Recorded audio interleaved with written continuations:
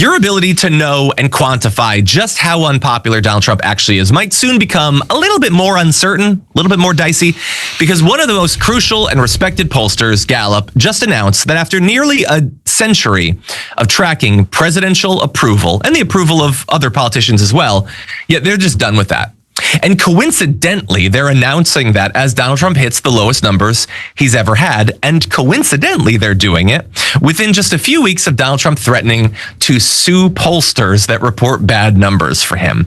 So that's like a lot of coincidences all at the same time, and I don't love it either. So let's dive into this, see what we can figure out. So they said that starting this year, they would stop publishing approval and favorability ratings of individual political figures, saying in a statement, quote, reflects an evolution in how Gallup focuses its public research and thought leadership. Thank you, ChatGPT. That is a very nice and vague statement that you've presented there.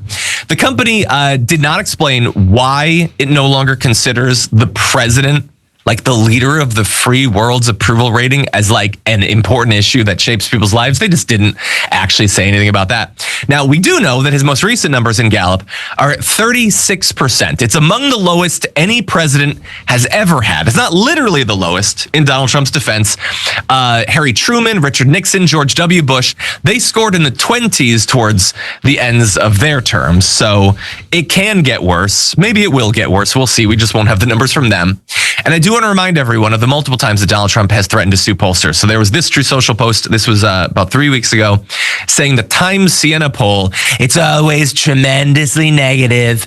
They'll be added to my lawsuit. And they want them to keep all their records and how they computed these fake results. You don't have to put computed in quotation marks. I believe that they computed the results. It's not, they actually did it. And I'll never understand. Well, I know he's not being honest. But if he were being honest, if they just make it up, if they just make up negative poll results to make you look bad, why were your poll results higher last year? Why didn't they make them up last year? Why did they make you seem more popular then? That doesn't make any sense. And there's other True Social messages too. Now, they're never going to admit that this is why they're doing it. And I can't prove that this is why they're doing it, Luke, but it feels timely. What do you think? It does. And to your point, really, this feels like one of the most obvious things. Let's say you were doing downsizing and you had to limit downsizing. I've been recommending downsizing. That guy here. And you were trying to remove some of the research resources that were required. This would be like the last thing to go. Yeah. This feels like the most relevant thing that they do. The most easily cited from an average American. Like, what does Gallup do? You'd be like, oh, I feel like I've seen an approval rating maybe of the president. And so it does feel timely.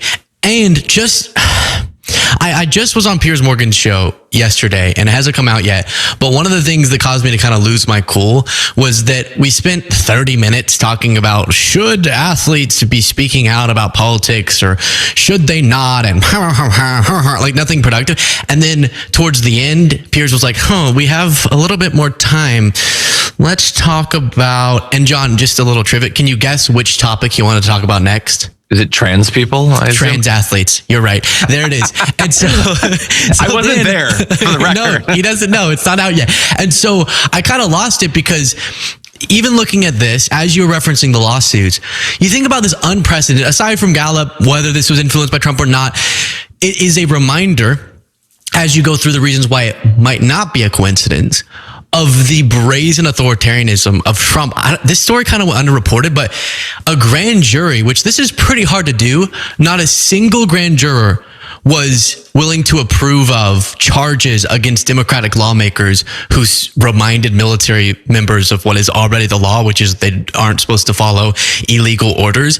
And Trump threatened or said it would be justified to kill those Democratic lawmakers and then actually tried to get his DOJ to arrest them for saying something that is their right and that is also true based on the law. And meanwhile, he's suing outlets and then using his government power to try to force them into settlements, which are sort of like a bribe to get him off their back. He tried to sue into oblivion Ann Seltzer for that poll that he didn't like there. Luckily, she won that case. And this is what authoritarians do to get any bad information out of the public view. Yeah. And so I bring up the Piers example because in that context, for there still to be so many quote unquote unbiased journalists who choose to fuel salacious culture wars at the expense of our literal democratic republic makes me really sad.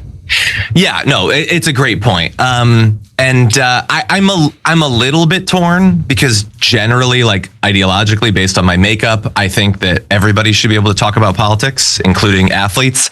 But on the other hand, that if they were banned from talking about politics, we might not have to see Riley Gaines' face anymore. So, well, she's not an athlete; she's a civil rights leader. Yeah, maybe you have to actually win a competition to be considered an athlete for this. Also, I love the transition on Piers Morgan. Again, I didn't see the show or whatever, but what I love about it is, like, should athletes be talking about politics? Really? Athletes? What does athletics have to do with politics?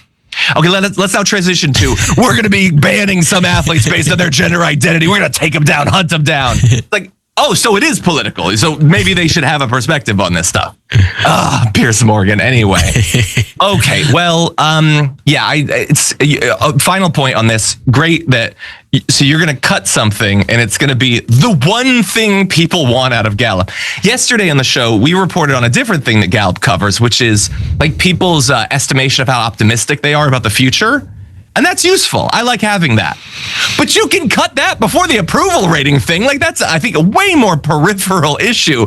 Do people approve of what the president is doing is like the main thing that a poll is supposed to be able to say.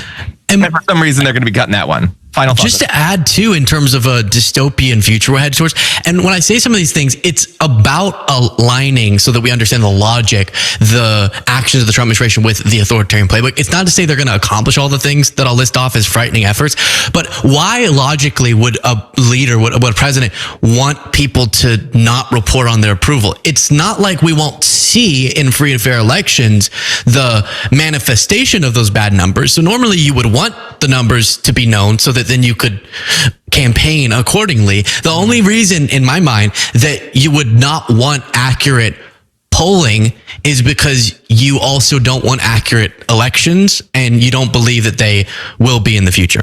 Yeah, I think you might be onto something there. If you enjoyed that, make sure that you never miss another video by subscribing. And if you want a little more, consider hitting the join button and becoming an actual member. But you're probably wondering, why the hell would I do that, John? First off, calm down. The stakes in this are very, very low. But also, when you click the join button and you become a member, you get access to bonus content that I make every week, and it's a ton of fun.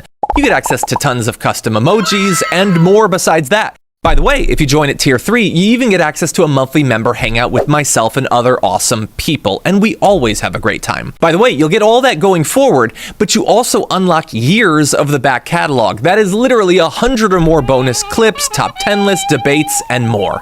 What are you waiting for? Click the join button below. Your support powers our show, and we couldn't do it without you. Or at the very least, I wouldn't really want to try. Viewers like you keep me here. So thank you in advance for joining.